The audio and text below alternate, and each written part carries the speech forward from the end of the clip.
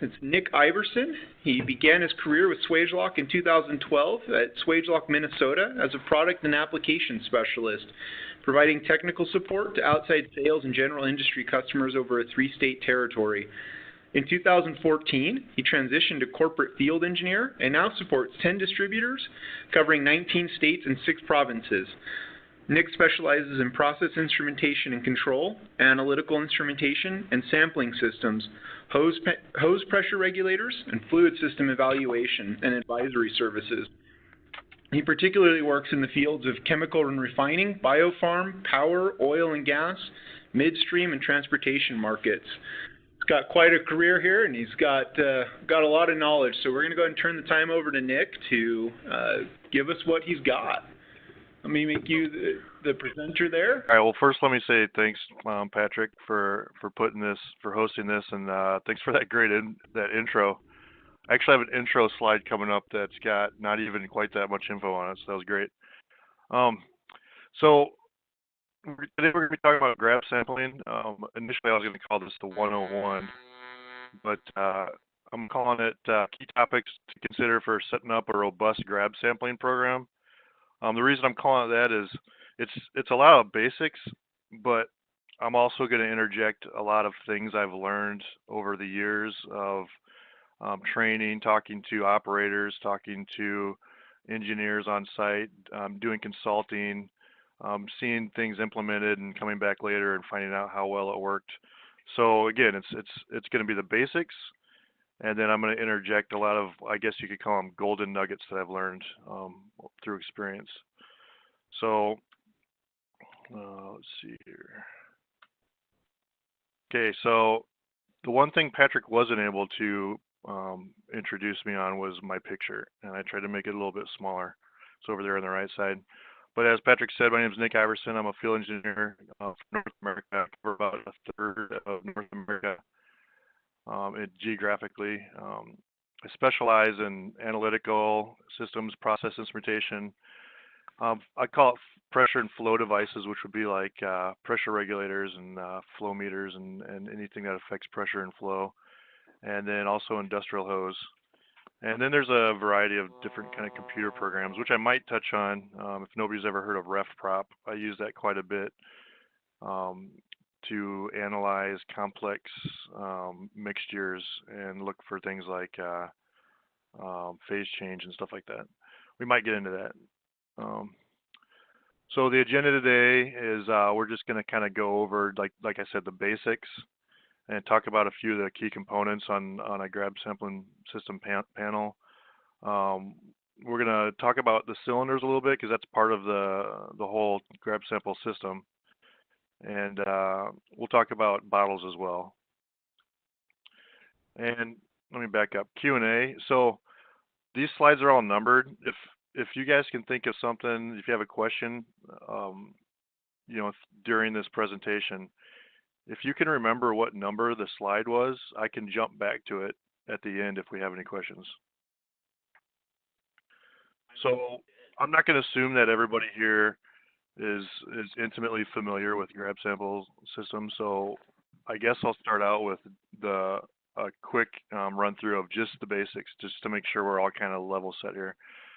So basically, grab sampling is to take a small sample of a process fluid, and then you transport that to the laboratory to analyze it.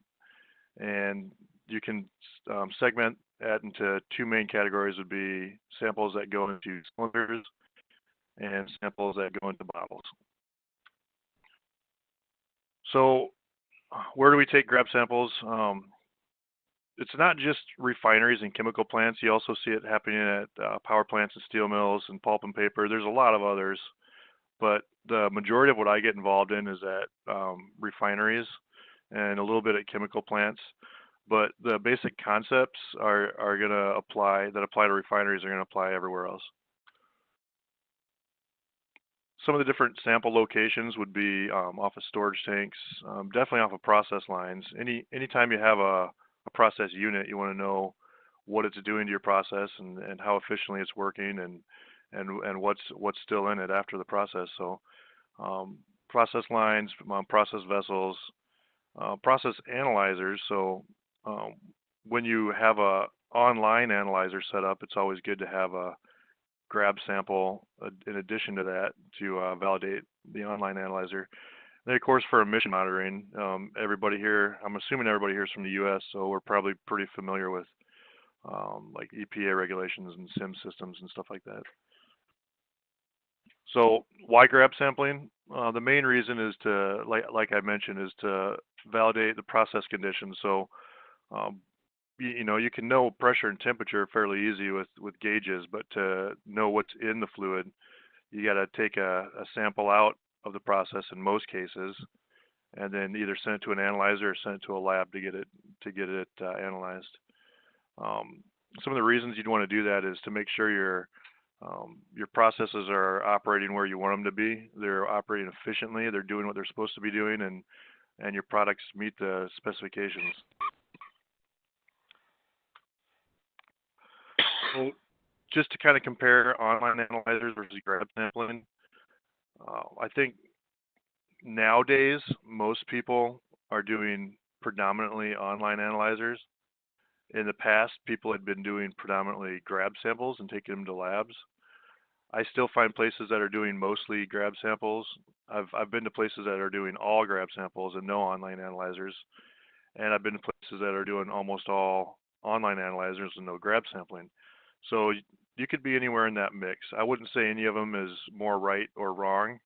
It just depends on what your strategy is. I would say though that online analyzing is giving you the ability to use your results and change processes in real time, and it'll allow you to get a little closer to operating more efficiently. When those online analyzers tend to go down, sometimes these plants need to go into kind of what you might call a safe mode. So there is some benefit to online analyzers over purely grab samples. However, there's a significant cost to online analyzers.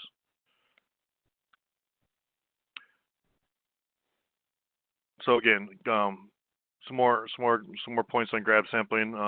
Grab sampling is less expensive than online analyzers. Online analyzer can be anywhere from $100,000 up to $500,000 plus. If you look at the loaded cost of everything, it could be in excess of $1 million. Grab sampling is a little easier to maintain in general. Online analyzers are usually installed in a shed somewhere, and a lot of times there's long transport lines, whereas grab sampling can be mounted a little closer to the process on a panel somewhere, you know, to simplify the transport system.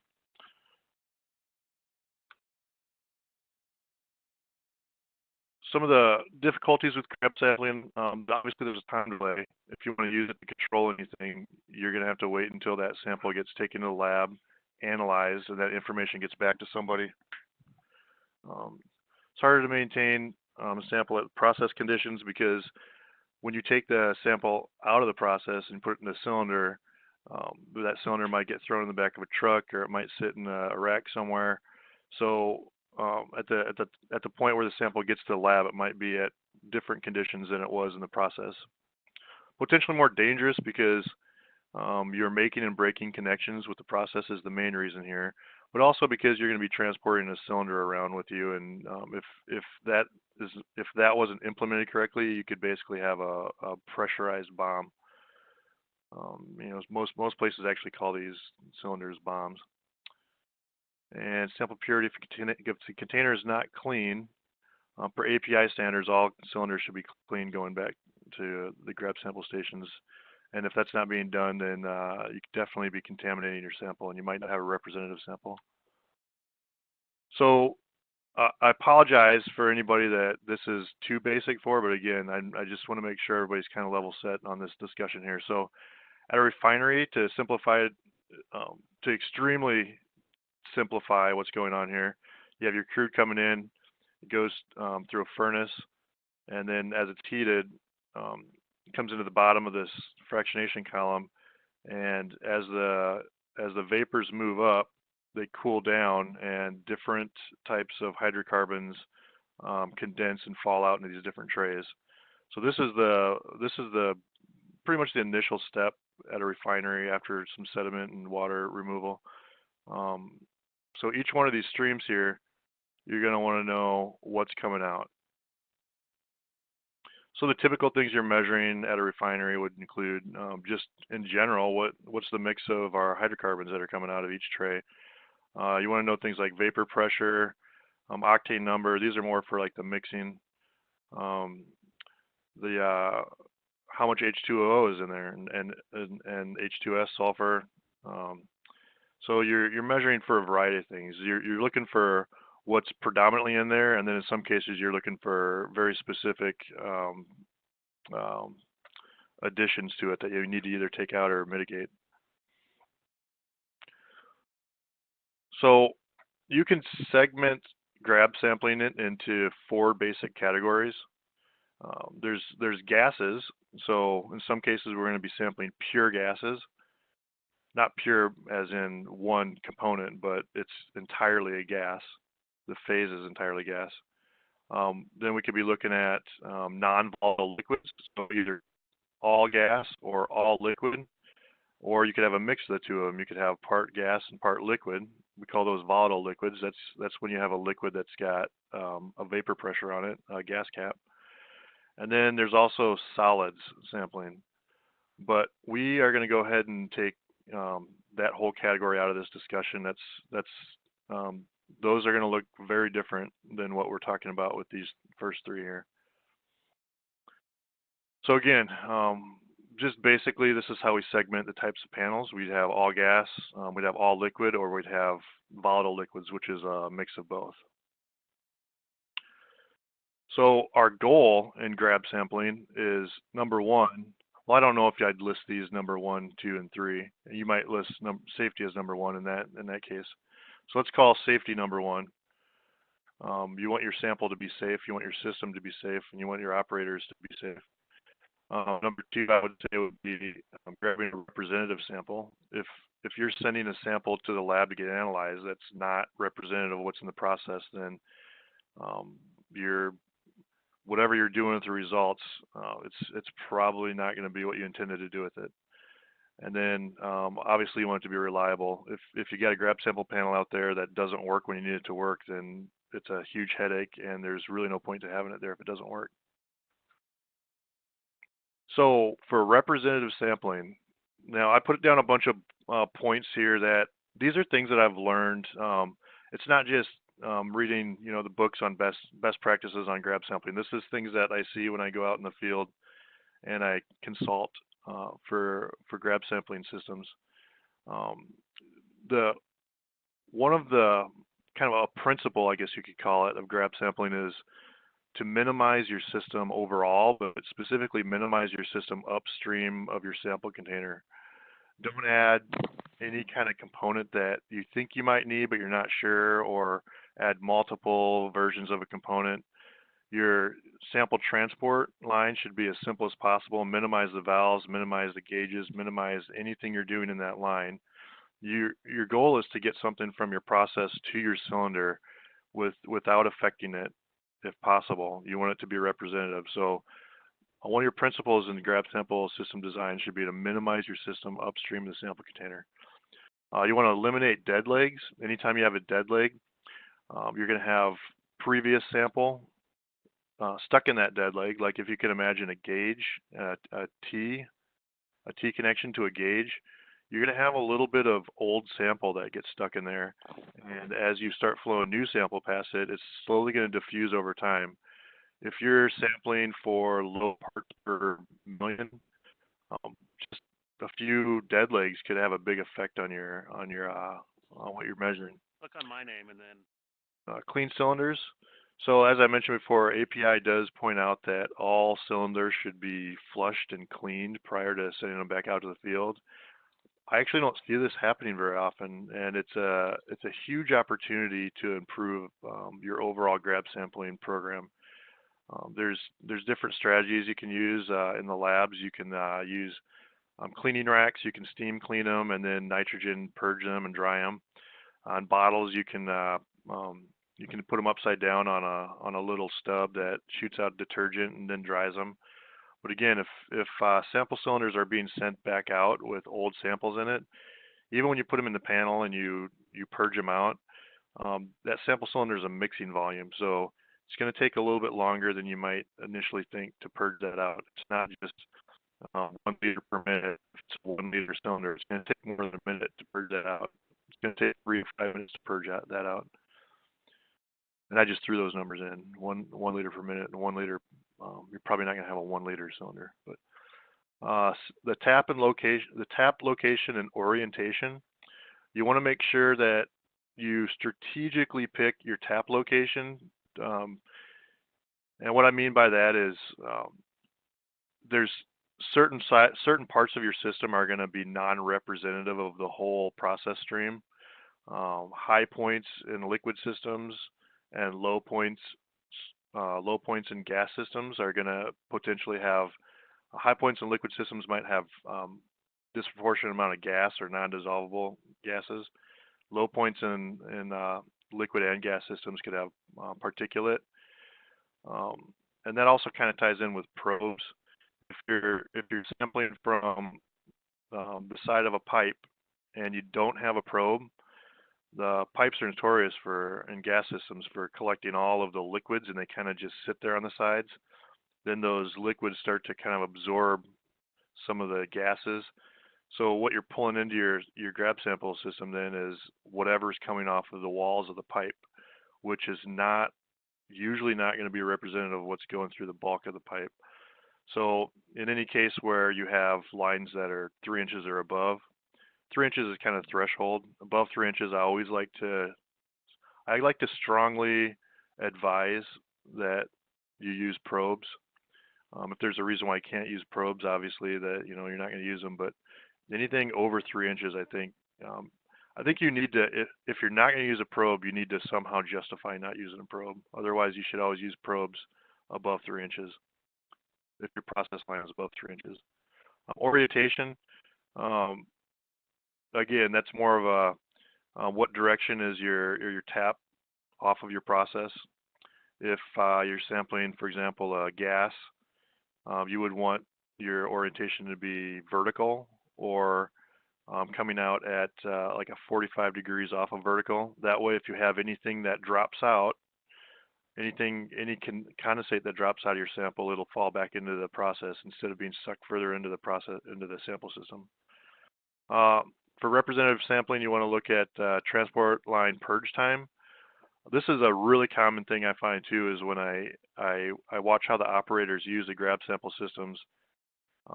A lot of times the SOPs on the standard operating procedures on the panels will say to either purge for a sufficient amount of time, which that doesn't really tell you how long, or it'll tell you maybe 30 seconds or a minute, or it'll just be what I call tribal knowledge. You turn on the bypass, you count to 60 bananas, or you turn this bypass on, you go to the next one, turn that bypass on, go to the next one, turn that one on, then you circle back.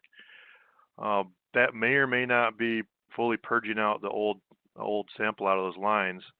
What I always do is I go in and calculate the volume of the transport line leading up to the panel, and then I try to get a feel for what the flow through that grab sample panel would be.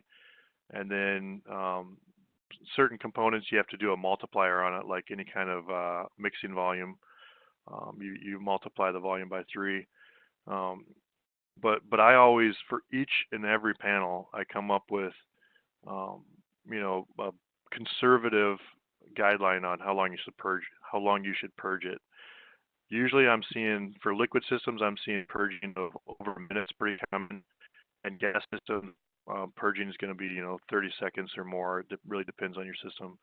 But for liquid systems, I've seen grab sample systems where after I've done the calculation, we've got purging times up in like 30 minutes. And in these cases, you're actually never getting a representative sample. Every time you take a grab sample, it's a mixture of the last 5 or 10 samples you've taken. Fractionation is a big one too. If and here'd be an example of where this would matter. If I've got a liquid that I'm sampling and I use steam trace. Steam trace is a big one that's gonna start to boil your sample and fractionate it. When it fractionates it, the lighter components are gonna separate first, and so you're gonna have a slug of lighter stuff coming through the line, and then you're gonna leave behind a slug of the heavier stuff. And I don't know which part of that's gonna actually be captured in your cylinder. So fractionation is one to avoid. Uh, There's also fractionation where you condense gases as well. So if in most cases in a refinery, when you've got a gas in a line, it's coming out of a process unit close to saturation. So if you come out if you're coming out of your process and you're allowing temperature to drop, then you're most likely going to be condensing part of your sample, whether it's what you're trying to measure or maybe it's some moisture. Um, I kind of a rule of thumb I always say is to whatever your process is, that's what you should trace your lines to, or plus 10 degrees from there. So reliability, does my sample system work when I need it to? Again, the minimize system, like I said in the previous slide, minimize your system. So again, for reliability, minimize your systems. Don't add things that don't actually need to be there and they aren't serving some kind of purpose. The more stuff you have in your system, the more things that could go wrong. I already mentioned the strategic tap location orientation. If you're pulling in a lot of junk from the sides of your pipe and you're pulling in a lot of particulate due to poor tap location orientation, and also I'll lump probe into that, then you're going to be damaging your valves, and you start to damage your valves, you get some leakage. It just kind of becomes a mess. So strategic location of your tap and the use of probes will help with the reliability of your system. I put filter in here. Filter, you could do a full day on this topic to make sure you get the filter in right in the grab sample. I'll just say that it's always good to use a filter to protect my next bullet point here is your O-rings on your grab sample or on your quick connects, and also filters to protect your valves. But I see a lot of O-rings fail due to not having filters, and then when you start to use filters, then the O-rings seem to survive longer. And then preventative maintenance would be my last one for reliability, especially on filters. If you got filters in the line, you should definitely add them to a preventative maintenance schedule. And make sure when you implement filters, changing the filters is not going to require somebody from operations to come out and SCBA and you tag out multiple pieces of equipment. You should always implement filters into your design in a way that they're serviceable. Safety, I would say safety is the big one out of all three of these because you got to protect our people. So have I taken all the reasonable steps to protect the operators? Standard operating procedures, all panels should have a standard operating procedure written on it. In cases where I've seen panels that don't have SOPs on it, I see people do a lot of interesting things. And then from one user to another or operator to another, they're taking samples differently. And that affects, whether or not it's a representative sample, but the big problem here is that affects the safety of the system. Compatibility, you just got to make sure especially your soft goods, but make sure everything in your system is compatible with your fluid, so it's not starting to degrade the material and there's an unexpected failure. I don't even think I need to put this point, but gas monitors, everybody operating a grab sample system should have gas monitors on. Again, protect the O-rings like I mentioned before. There's a lot of best practices for O-rings. And when I say O-rings, I mean in the quick connects. If you look at a catalog from any quick connect manufacturer, they should be giving you a lot of points on how you protect the O-rings in your quick connects. Some of the big ones are making sure that you have a guide. So when you put your cylinder on the panel, there should be some kind of guide to where it pushes in straight and not at an angle. You got to make sure that your O-rings are not being subjected to too high or too low of a temperature. And a lot of people don't know about this, but temperature shock can cause O-rings to split.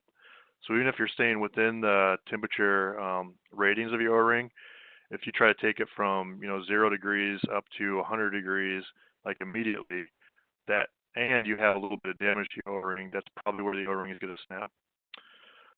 There's a whole variety of other topics. We can take that offline if anybody has any issues with O-rings and they want to know how to better protect them. Then you can get a hold of me offline. Purging. If you've got a sample that's toxic in any way, it's always smart to use a panel that has a purging option. So you're purging out that inclusion in your quick connects. And we've got a slide coming up to cover that a little bit better. I would always ask myself too, do we even need this sample? And that really depends on what your role is at where you work. But a lot of times there's grab sample panels out there where people are taking grab samples, and every time every time you take some process fluid out of the process, you're potentially in danger. So if you don't actually need that sample, then you might want to evaluate it and decide, do we keep doing this? Do we keep taking the sample? And then a big one here that I'll touch on over and over and over in this presentation is standardize. The more you standardize on your panels, the more your operator is going to get familiar with how they function and how to use them. So I can't say it enough how important it is to standardize on your panels. Obviously, you want to make sure that you have, your panels are appropriate for what you're doing with them, but standardize and potentially minimize the iterations of that panel. Oops. Okay, just a basic fundamental here is cylinders. Do you want to be sampling with your cylinder vertical or horizontal? And since this is not a live presentation, I guess I'll just answer it. You always want your cylinders to be vertical when you're sampling. The reason for that is that you want to have an opening at the high point and an opening at the low point in the cylinder. Otherwise, you can get gases trapped in it when you want it to be all liquid, or you can get liquids trapped in it when you want it to be all gases. And it's hard to purge it all the way out if you don't have taps at the highest and lowest parts of the cylinder. I honestly, I don't see it very often where people do it horizontal, but it's worth pointing out that you should not ever have your cylinders horizontal. Well, I'll briefly touch on phase change.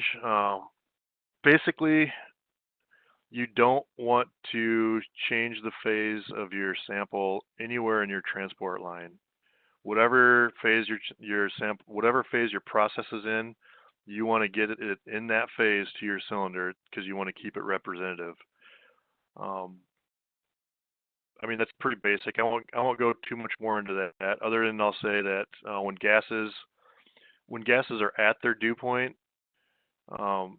if you drop temperature, they tend to condense, and if you increase pressure, they tend to condense. And then when liquids are at their bubble point, when they decrease pressure, they tend to bubble, and when they increase pressure, they tend to bubble. So in both of these cases, when you move your sample from your process over to your grab sample panel, you could be doing these things. In fact, it's pretty hard to avoid doing some of these things sometimes. I mean, when you drop pressure, it tends to boil. Well, a liquid going through any kind of line and past some valves and past some components is going to drop pressure. So we always got to look at what's happening in our system. And this is where I use RefProp, that software I mentioned before. I create a phase curve, figure out where the process is now, and then I make sure that at no point in the system, from the tap to the transport lines to the cylinder, am I getting phase change and fractionating my sample. So speaking of phase curves, this is pretty basic. It's just we got pressure on the vertical and temperature on the horizontal, and then this is just telling us that any pair, pressure and temperature pair, for a certain type of fluid, I can tell you if it's going to be solid, liquid, or gas. This one's for water only.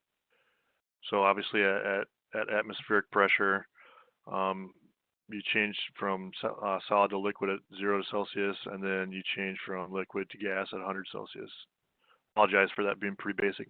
But then where that matters is if you got something with multiple different components in it, I might know what I am for a specific one of these components, but when I've got a whole bunch of components, I might be at a point where I'm not fully gas for everything.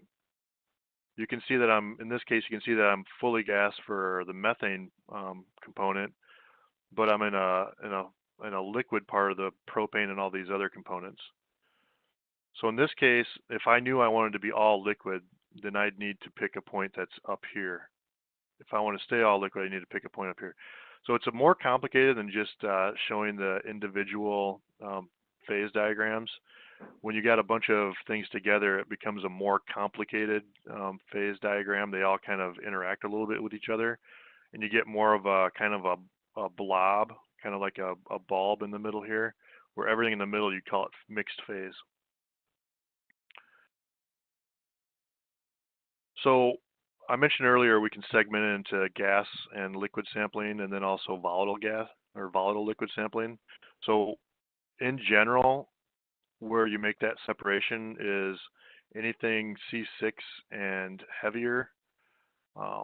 You're usually pretty safe to put that into a jar or a bottle, and anything C5 or lighter, usually that needs to go into a cylinder.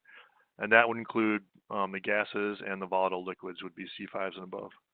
If you've got a C6 or heavier, but it's got like a lighter component in it that you want to capture, then you might also consider going to a cylinder. These bottles, they've got septums on the top of them. Septums aren't really designed to hold pressure in. So if you're getting a vapor pressure much over a pound or two, you're going to lose those light gases up through that septum. Some of the grab sample components on a typical panel would include all the different various valves that start flows, stop flows, divert flows, bring in purge gases. In this particular picture here, we're showing a valve that's operated by a geared system, which I'll get into that in another picture coming up. But that's all about simplifying. If I've got 3 or 4 valves, or let's say I've got 3 valves on a panel, and I don't want to have to end up having one line item for each valve for each step, and I want to simplify it for the operator.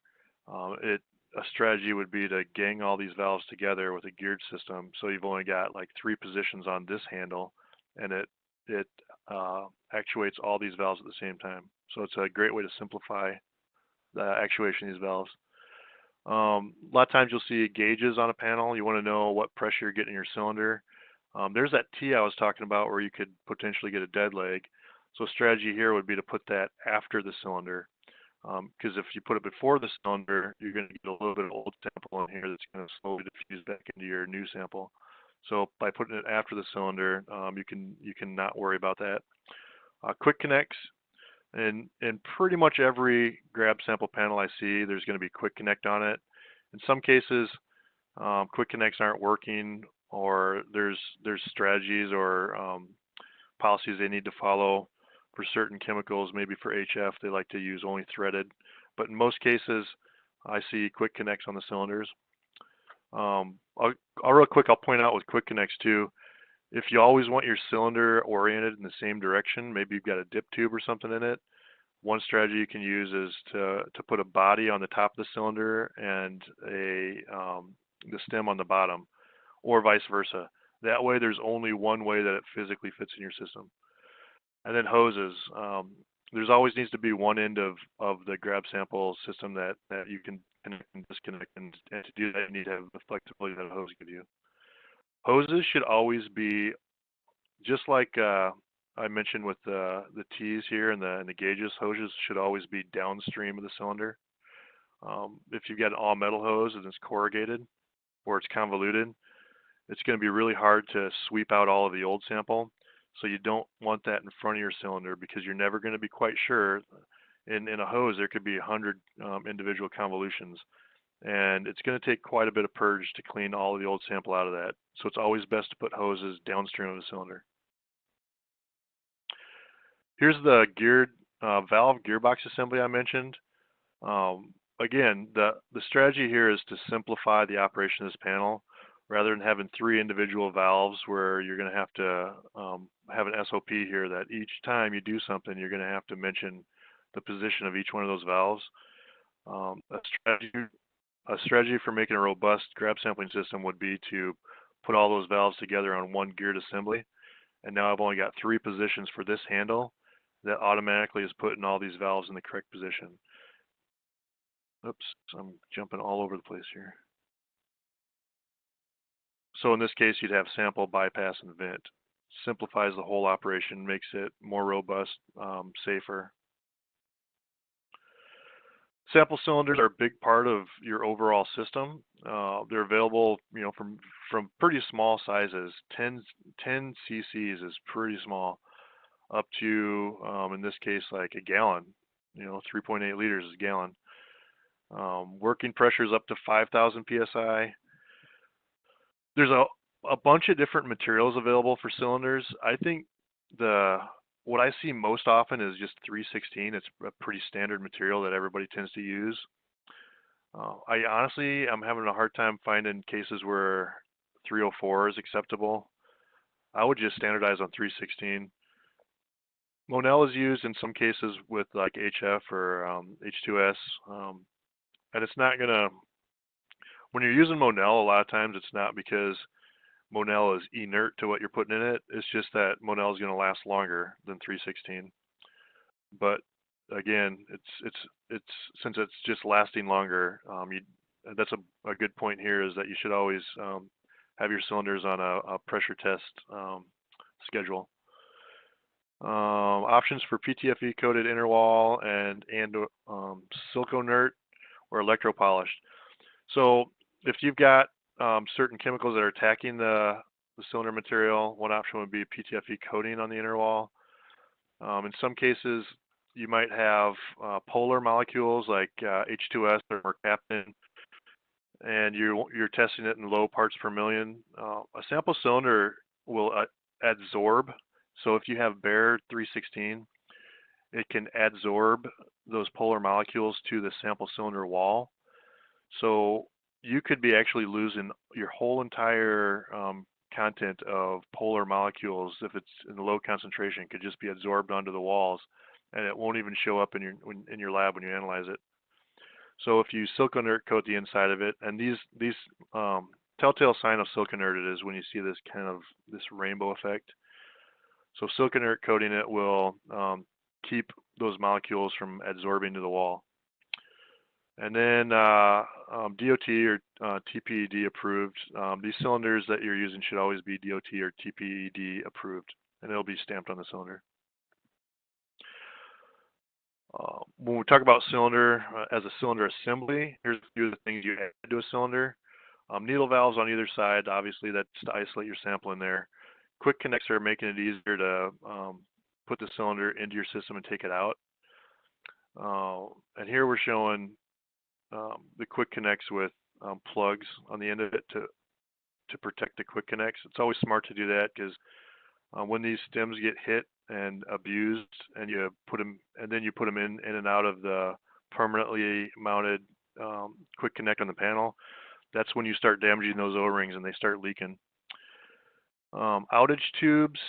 So I think I have a slide coming up, but on this side right here, this extra connection here is an outage tube. It's kind of like a straw that dips down inside of the tube to a specific depth. Rupture discs over here on this valve on the bottom, you can see a rupture disc. So that's designed to release pressure if it gets above a certain pressure. So it's a controlled release right here rather than some other part of the system or even cylinder rupturing. Carrying handle, these are nice. I see these a bit of the time. It's just nice to be able to grab a hold of the cylinder here, especially if you're putting something hot into it. You don't want to grab something hot. You'd rather have a cylinder handle on it. Then there's a variety of third-party products that can also add additional capabilities and options to your cylinders. So what can cause a pressure increase in a closed sample cylinder? Since this is not a live audience here, I'll give you guys a second to look at this. So what can cause a pressure increase in a closed sample cylinder?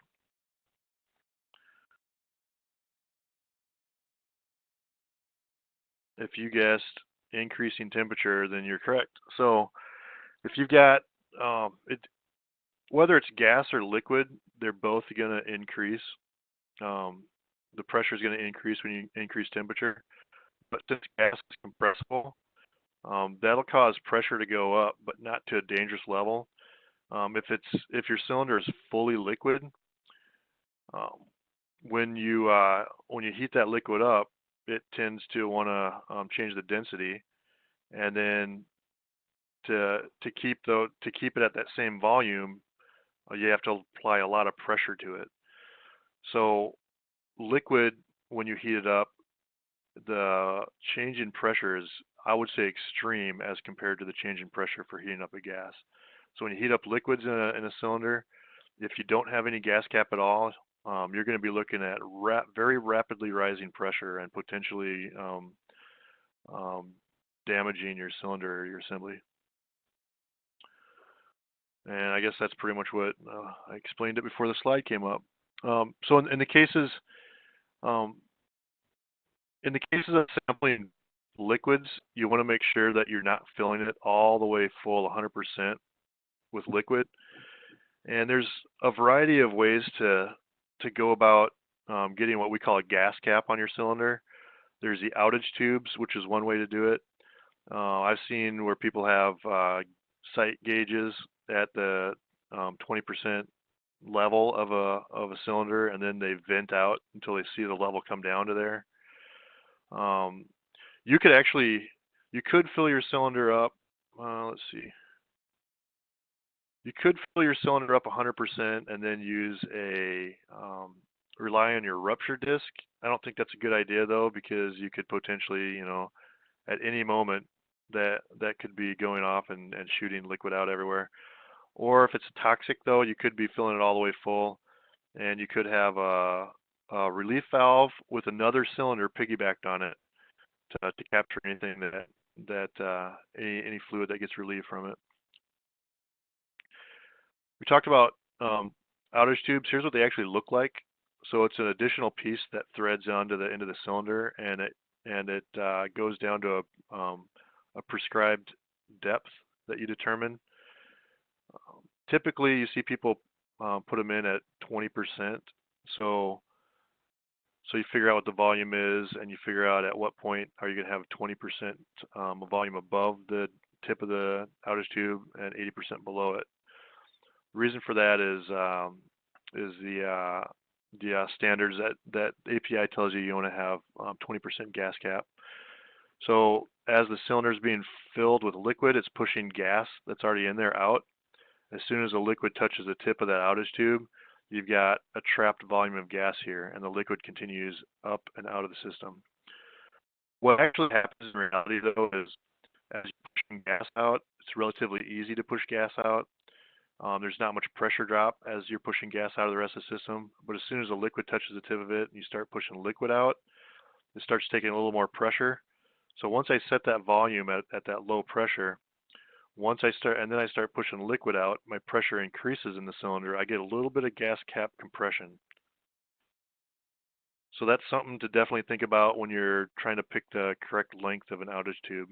Sometimes it's a little more complicated than just picking what's going to give you 20%. And again, if you want to take that offline with me, I'll give out my contact info and we can go over that later. But the outage tubes are always marked outage tube, and they should always be installed in the top. And remember, like I said, a great way to make sure outage tubes are always at the top of the cylinder is to put mismatched body and stem quick connects on either end, so they can only be installed in one way. And okay, I just gave away the answer to this one. How can you avoid installing a cylinder outage tube assembly upside down? Assemble a quick connect stem on the inlet and a quick connect body on the outlet, or the opposite. We talked about rupture discs. You can see here that here's a valve and a rupture disc that are integrated into one piece. Typical rupture disc pressures that they relieve at are 1900 psi and 2850 psi. These are a one and done deal. So obviously once they go, this little bit of, it's kind of like a little thicker than foil, but once this goes, you got to replace it with a new one. here's that option I told you about if you got a toxic liquid and you wanna provide some pressure relief, but you don't want it to release to atmosphere. Then you put a pressure relief valve here and this cylinder piggyback on there, and the pressure gauge is good, so you know whether or not it actually relieved. So now we got about, between 10 and 20 minutes left. We're going to start covering the different types of standard grab sample designs. I'm not going to try to talk too much about like this as the way Swagelok does it. I'm gonna plate this up as, like I said before, it's always good to standardize. So we'll go through some of the options that Swagelok has in their panels. Our options are meant to comply with best practices for grab sampling. So we'll go through the options to give you an idea of what you should be considering when you're trying to figure out how do you standardize your design on site. What are the things that you should consider when you're standardizing your design? So we'll start with this simple panel here. We call them GSMs, grab sample modules. Here's the different options, the different things you need to look at when you're trying to decide what you want to standardize on. The different types of flow paths to and from or to the panel, and we'll get into what that means. Whether it's liquid or gas or a volatile liquid, whether you want a purge or not, what size of cylinder you're going to be utilizing on that panel, what types of quick connects you want to use with it, or what type of connections in general you want to use with it, and then some other options like relief valves. You want to have a relief valve on your panel. And then any manufacturer, anybody that's making like a solution, a grab sample panel solution, should have a way for you to configure it so you end up with some kind of part number here. And again, standardize. You should come up with a family of part numbers that satisfies all your needs on site and stay with those. So I mentioned flow paths. The different types of flow paths to the panel, you'd have a standard one would be where you turn on and off flow to the actual panel versus a continuous flow where there's always flow going to your panel and away from your panel. So the good part about continuous flow is that you're always going to have a fresh sample at your panel, and it takes some of the guesswork out of purge times, and you're more likely to have a representative sample. The downside to that is that you've got you're bringing processed fluids outside of the process. It's potentially less safe, more leak points, and also you're going to have a small amount of process diverted. You're going to need it to be across some kind of pressure drop. This usually happens across a control valve is where I see most people doing it. That's not ideal because then you're going to have a small amount of flow across a control valve that the operators can't really account for, and they can't control that. So if they want to shut off flow with the control valve, well, you've got a little bit of flow going through this panel from the inlet to the outlet of that control valve. So liquids versus gases, you can see that the panels look quite a bit alike, except that they're basically flipped. The reason for this is that for liquids, you'd always want to fill from the bottom and then allow gases to escape through the top. And then for gases, you want to fill from the top and let condensate escape through the bottom. Remember when I said that hoses can be, oh geez, I'm skipping again. Hoses and gauges can be an area where you trap old sample and it takes a long time to purge it out. So the strategy here for this from this liquid would be to fill from the bottom, the gases escape through the top, and then with our hose and our gauge on the outlet side, it's not affecting, it's not giving us dead legs on the inlet. And then a similar concept with gases. You want your hose and your gauge to be on the outlet. So standard flow path, the most basic flow path that you can get for a panel would be shown here. And here's showing it with two three-way valves. You can accomplish all this with multiple single valves, but in the interest of making this as simple as possible for the operator, we would put two three-way valves and we'd gang these together. They'd be in a geared valve assembly, so you have sample off and vent. So I'm going to back up. So you're starting in the off position. Nothing's going to or from the panel. Once I change this to sample, now I've got sample coming in the inlet. It's filling up my cylinder. I'm going to hit the tip of this outage tube. It's going to establish that gas cap. Sample is going to continue out here to the outlet. I'm going to want to let it do this long enough to purge out the whole transport line. And I don't know how long, you know, it's going to be different sizes and different systems, but this is where I might be turning it to sample and waiting for 60 seconds or whatever I determine. So when I'm satisfied that I've got a fresh sample in here, then I switch it to off. So now I've got a sample trapped from this valve and this line right here through the cylinder, through this line, and back to this valve. So now I'm closing these cylinders, or closing these valves. Now I got a trapped sample inside of just the cylinder. So now you can see I've got trapped sample here, separate trap sample here, a separate trap sample here. These are all going to be at the same pressure. So my next step is to vent. So now I open this valve and this valve, and it allows everything to vent to a common vent. Nothing's venting out of the cylinder because I've got the cylinder valves closed. I'm just venting the pressure out of this space here. The reason I do that is because when I take the cylinder off the panel and I disconnect these quick connects, I don't want high pressure basically shooting out of these quick connects. In fact, you really want to have the minimum amount of pressure possible on the quick connects when you engage and disengage them to give those quick connects the longest life possible. So the next option up from just the standard panel would be a purge option, and I'll just jump right to it. We already talked about how you sample. You fill up that cylinder. Once it hits the end of the outage tube, we got a trapped gas cap here. Now I go to off, and then I go to vent. Then I close the cylinder, and then I go to vent. So now I'm venting out from all around the cylinder. So now I'm going to purge. So you can see this purge over here is inboard of the quick connect on either side of the cylinder, and I've got a check valve here. So when I was filling it, I didn't want my fluid to bypass the cylinder and go through the check valve. So with the check valve here, I'm forcing the fluid to go through the cylinder. But then when I go to purge, so now I'm going to turn the purge on. Purge comes through here. It goes in opposite direction. It goes through the quick connect, around the cylinder, and through the other quick connect.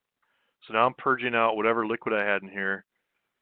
When I take this grab sample cylinder off the panel, there's not going to be any inclusion of liquid on either side of the cylinder. It's all going to be purged fully out. Then the purge goes out the same vent as the vent. So continuous flow. Continuous flow is pretty simple. Before we had just these two sets of valves, or this one set of three-way valves, one here, one here. Now we add another one. So in the normal position, my inlet comes in and goes right to the outlet. So I always have a fresh sample at the panel. When I'm ready to take the sample, I divert that up to the top. Oh, here we go. When I'm ready to take a sample, I divert that up to the top of the cylinder. Comes down through the bottom and out. Again, this is for gas, so we're filling from the top to the bottom. Now when I'm ready to trap, when I'm satisfied that's a fresh sample in there, I trap that in place by going to off, and then I revert right back to having continuous flow to and from the panel. That's kind of separate from what we're doing now, but it's always giving us fresh sample here. So now I close my valves on the cylinder, and then I go to vent out that pressure. Pretty simple. So now you can add those two options to the same panel. If you want to have continuous flow to always have a fresh sample, and you want to make sure that you're sweeping out any inclusion from these quick connects. Now, I realize that when we start adding all these options, there's a lot of green and blue balls flying around on the screen here, so it gets a little bit confusing. But I think from the first two options, you kind of get the picture, and then you can just add these two options to the same panel. So I'll kind of skip past this. Again, if you guys want to cover this offline, get a hold of me. later, and we can kind of go through this step by step. So grab sample cylinder to be used with a panel like that. Here again is showing the whole assembly with a handle on it. You got the valve on each side, you got your rupture disc here, and you got a quick connect on each side. So the different options for the cylinder, different sizes. You should figure out which size makes sense for your measurement. What type of material you need for that process fluid. Whether or not you want to have a purge on your panel, that's going to affect the cylinder assembly. If you don't have the right cylinder assembly for a panel that has purge on it, actually purge is not going to work. What type of quick connects you want, whether or not you want outage tubes, rupture discs, handles. If there's any kind of treatment you want on it, like the Teflon coated or silicone inert. And then I think it's always a good idea to put stem and body protectors on the quick connects. Again, any manufacturer should have a part number configurator, so you can work out a standard part number that's going to work for you. I mentioned that any panel that's got the purge option is going to need to have a cylinder with a purge option, so you can see that they look different. I'd also point out that this purge here should not be used as a handle. I see it being used as a handle, or I see it being kind of abused to where it's kind of like bent a little bit. And if you're using this option and you see one of these bent, that's not ideal. You're putting strain and stress on the ends here and here, and that's a potential leak point. So in what flow direction should the two needle valves installed on the cylinder be installed in the cylinder? So if you look at most valves, they're going to have an arrow. The arrow indicates in shutoff which side of the valve is designed to contain the pressure. And telling you that right there might give this answer away. So if I've got needle valves on both sides of the cylinder, what direction do I want those arrows pointed on those needle valves? So I could have them both facing in, I could have them both facing out, or I could have them both facing in the same direction, one way or the other.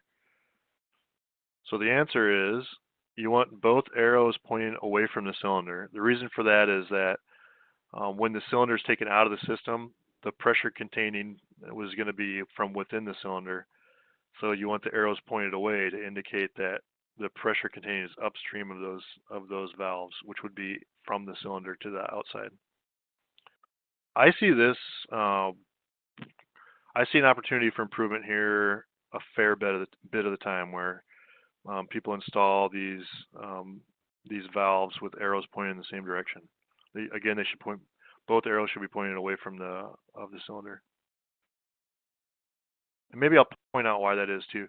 So on a valve like this, you want the pressure containing part internally to come up into the body and just hit the part of the valve seat.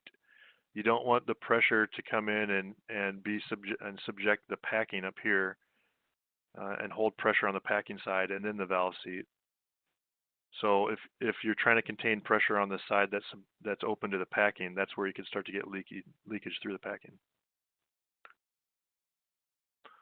So we talked about the grab samples in the cylinders. Now let's move over to grab sampling liquids into a bottle. You can see this looks a lot different. If you're familiar with grab sampling, you probably have something similar. You might just have just this coming off of a tap somewhere. And it might not look exactly like this, but most of them look fairly similar to this. What you have here is just a valve. This is just a shroud to guide your bottle into it, and then just a little kind of a little piece here that holds the bottle in place, and then just a valve to let flow, to admit flow or to stop flow from the bottle.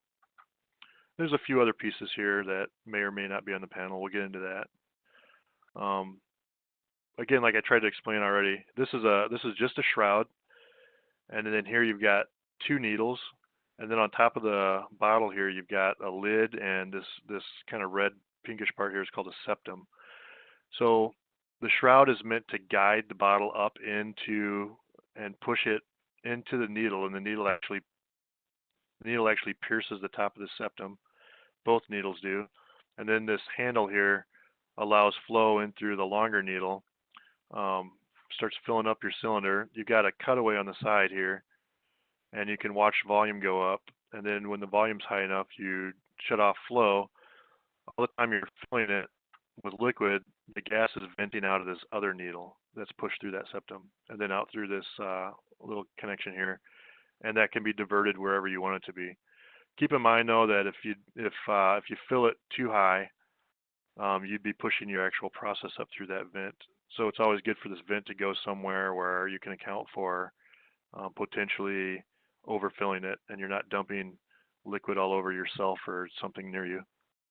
So it's good to vent that away somewhere away from you. The different options for a panel like this, so things to think about when you're trying to figure out how you want to standardize would be the different types of flow paths and the strategies associated with those, whether or not you want a cooler and or a thermometer. There's different needle diameter options, so figure out which one makes sense for what you're doing. You might want a bigger needle diameter, for example, for like higher viscosity foods. Different bottle sizes, so figure out what your lab wants to use, how much sample size they need, and what they want. And then alternative seal materials. Again, like I keep mentioning, that any manufacturer of a panel like this should have a part number configurator, so you could come up with a standard part number that works for you. We talked about different flow paths. So there's the simple one we're going to cover first. Then we're going to cover one with a purge option, and then one with a flow option, and then put both those options together into a fourth panel. We're going to talk about back purging your transport lines back to your process, fixed volumes, and then we're going to add fixed volumes and continuous flow together into one. So here's the most simple version of a purely liquid, non-volatile sample system. It's as simple as can be. There's just a line going in, line going out, and a valve. And this is all kind of one assembly here. And again, there's your standard operating procedure. So very simple. Your sample initially is not going anywhere. It's the whole inlet line is stagnant. Then as you open that valve, it starts to fill up liquid from the bottom. It's pushing the gas in that space out the vent.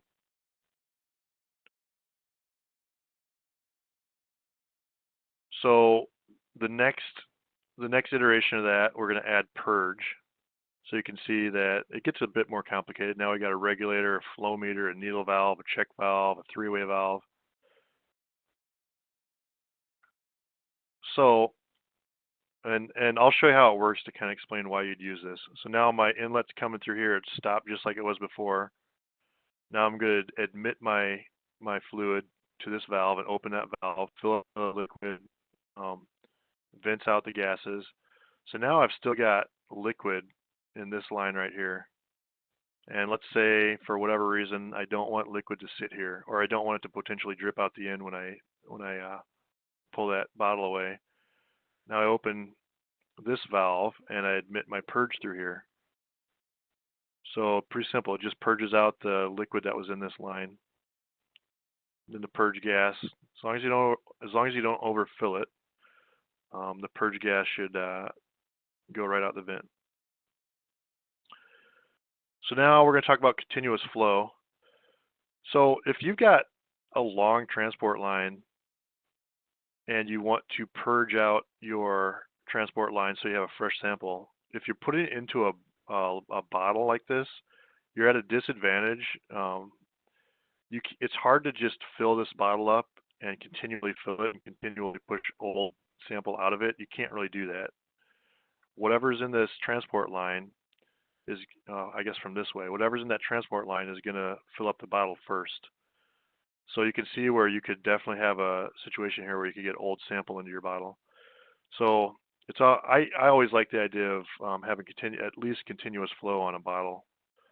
So instead of this transport line always being filled with whatever it was filled with last, I'm always filling it. I'm always got a fresh sample right here at this valve. And really, all you're doing compared to the first one we looked at is you're adding a T right here. That's it. So again, you fill out the bottle, gas goes out the vent. So now let's put continuous flow and purge together.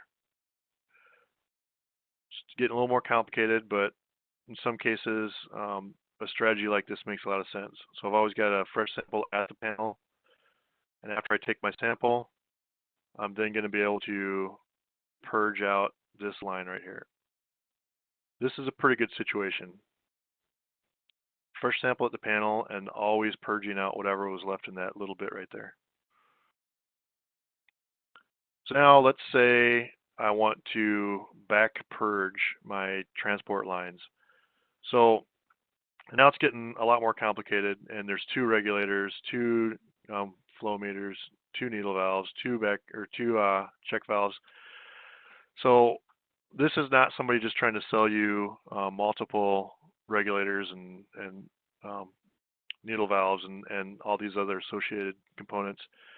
What we're trying to do here is we still want to purge out this line after we're done taking the sample, but for some reason I want to have a fresh sample at this panel, but for some reason I wasn't able to utilize a continuous flow. There's a lot of reasons for that. Maybe you can't find another place to send that sample back to. It's at a lower pressure. So what I'm going to do now is, after I take the sample, or before I take the sample, so right now I've got old sample in this line. Really, that ball should be not moving. So before I take the sample, I'm going to push out all the old sample all the way back to the process. Now this regulator needs to be set at, whatever the process is, plus, how much ever higher pressure you need to get some flow rate. You'll know what the flow rate is by looking at this flow meter.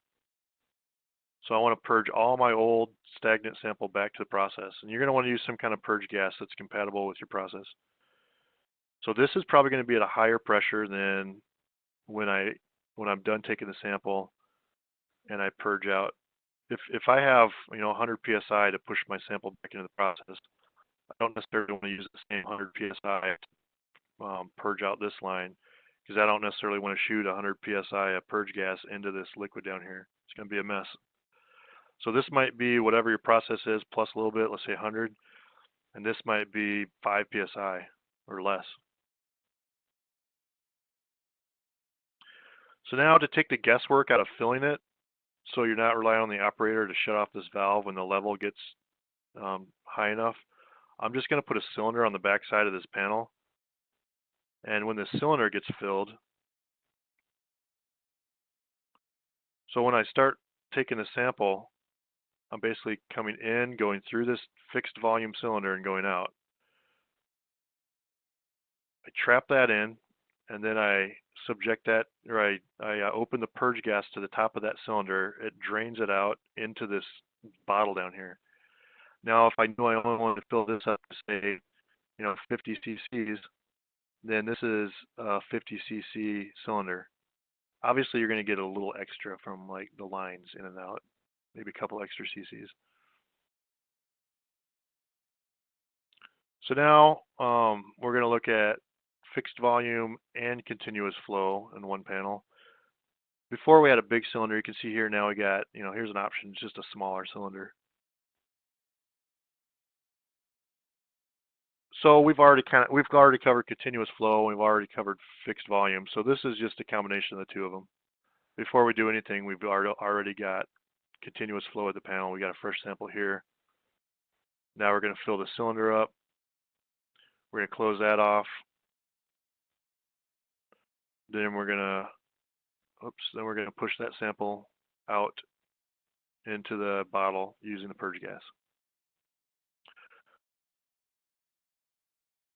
So this takes us to the end of the presentation. I try my best to cover everything I wanted to cover in the amount of time we had.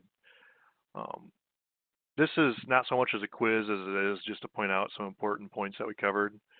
So what's the difference between a liquid and a gas system?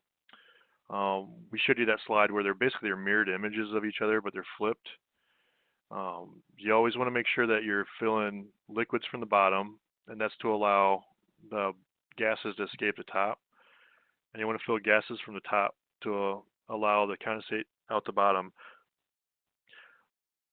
I would say usually I see when I go to a site for the first time and I've never been there, typically I see cylinders being filled from the same direction. So that's a huge area for opportunity for improvement. Again, fill liquids from the bottom and gases from the top. Why do we fill gas cylinders from the top? I just said to push condensate out of the cylinder. In a fixed volume liquid system, what pushes the sample into the bottle? So in the last panels that we looked at, we call them GSLs, grab sample liquid systems. So with the one that had that cylinder on the back of the panel that gave you a fixed volume, what was pushing that liquid into the bottle? It's not just gravity fed. The last step there was we opened the purge valve, and it was the purge gas. So typically you're going to have like 5 psi or somewhere around there, maybe up to 15 psi, I think is typically the max on those. It's going to push the liquid from that fixed volume around through a valve and into your bottle. And what is the purpose of the back purge in the liquid sample path? So again, I mentioned that we're at a bit of a disadvantage in purging out bottles because we can't just flow sample through the sample vessel and back into the process. We've got the vent on it, and it's going to vent to atmosphere potentially. Plus, there's a maximum pressure we can put inside that bottle with that septum. So because we're not able to purge out that bottle and purge out the whole transport line, if we can't have continuous flow, we need to back purge the inlet to push out the old sample so we have only new sample coming in, fresh sample. All right, that brings us to the end. I know we held questions to the end. If anybody has a question now, I guess it would be the appropriate time to ask it. Otherwise, I'll send out an email to everybody that was on the presentation with my contact info. And if you guys have questions that you want to ask later, feel free to email me. I'll do my best to get right back to you. And we can set up any phone call or WebEx or whatever you want to do.